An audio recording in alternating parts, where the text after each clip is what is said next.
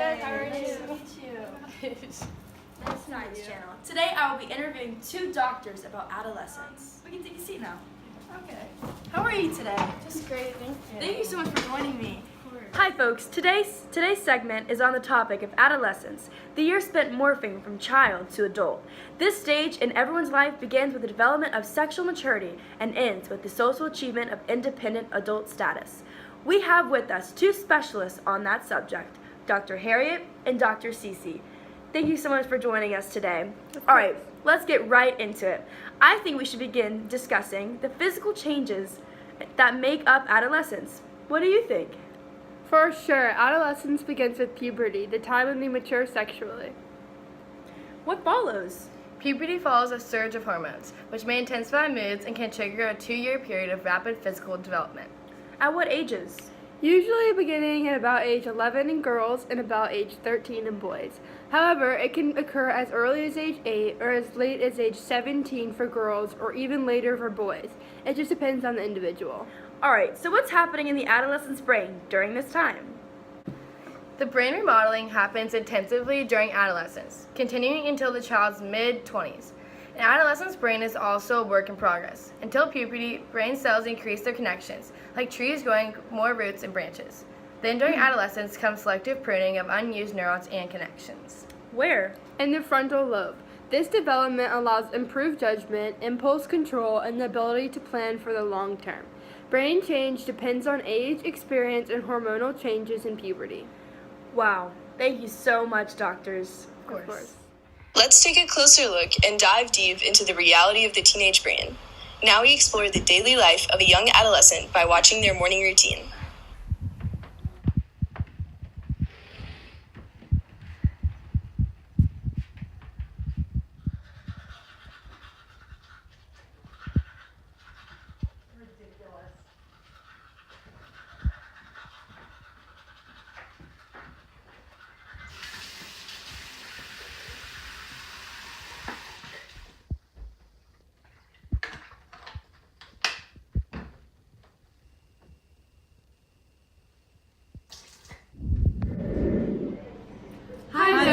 Whoa, who are you? We're your adolescent assistants, and we're here to talk to you about growing up. Okay. Right now, and into the next couple of years, you will experience some serious physical changes. Ever wonder why you're eating such a big breakfast? Well, that's because you're constantly growing and need energy to support this growth.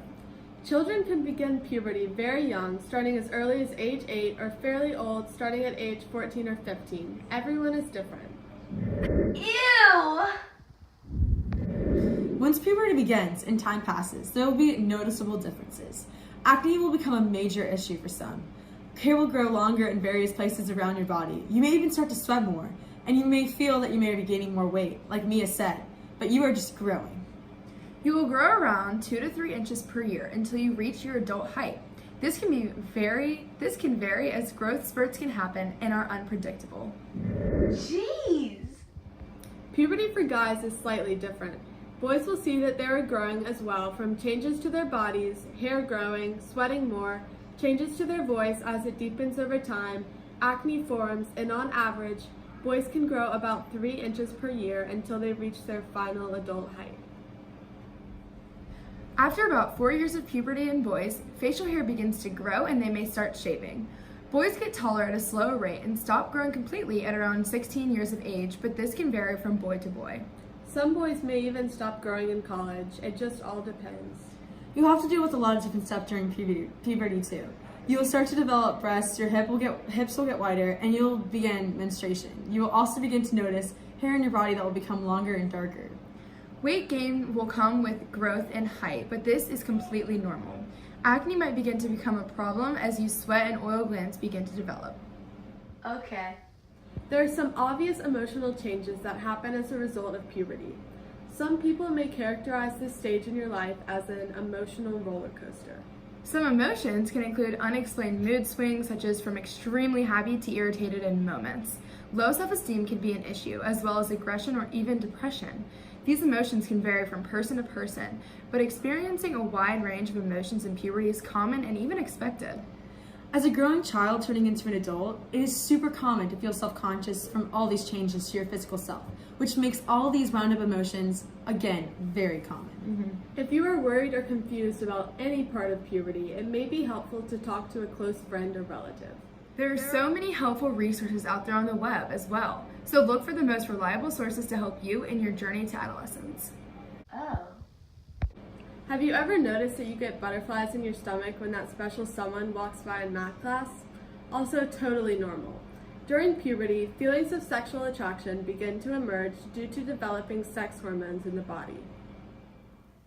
A reason for this is that in an adolescent's brain, up until puberty, brain cells increase their connections, like trees growing more roots and branches. Then, during adolescence, selective pruning of unused neurons and connections arise. The frontal lobe additionally develops. This allows improved judgment, impulse control, and the ability to plan for the long term. Another aspect of adolescence is the fact that teenagers become capable of thinking metacognitively and in turn think about what other people think about them. As their cognitive abilities mature, many teenagers begin to think about what is ideally possible and compare that with the imperfect reality of their society, their parents, and themselves. For example, during the tween years, reasoning is self-focused, feelings of nobody understands my experiences. And gradually, over time, most achieve the intellectual summit Piaget called formal operations.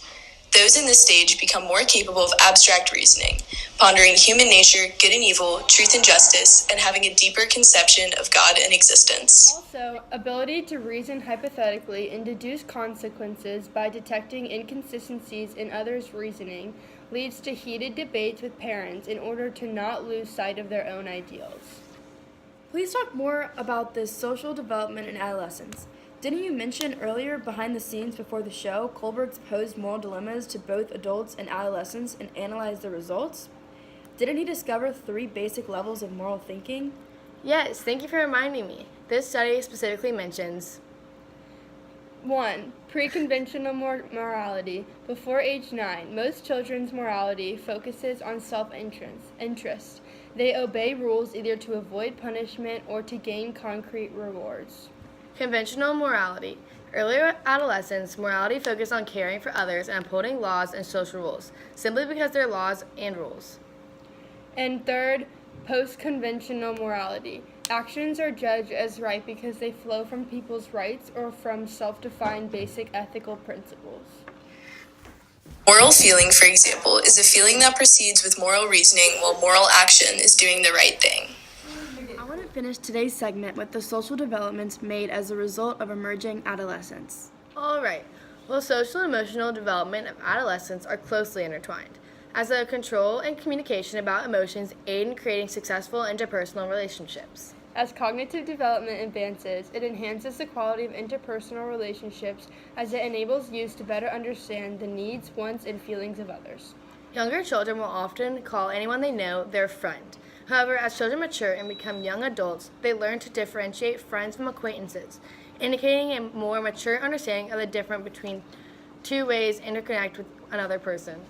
Additionally, as children grow up, they begin to form more intimate relationships. They begin to form romantic attachments and the desire for romantic relationships. This can also cause children to question their sexuality. Learning how to form relationships with different kinds of people aid adults later in life, such as the ability to work with a diverse group of people or deal with a difficult professor. New communication technologies also allow children to form these social bonds. Thank you so much for staying with us in our segment. I hope you learned more about the changes emotionally and physically adolescents go through to become adults. If you have any questions or wish to learn more, check out my website displayed below. Or meet with us backstage. We would love to clarify any points that we went over. Please tune in next week. Remember, Tuesdays at 7 o'clock p.m. See you later.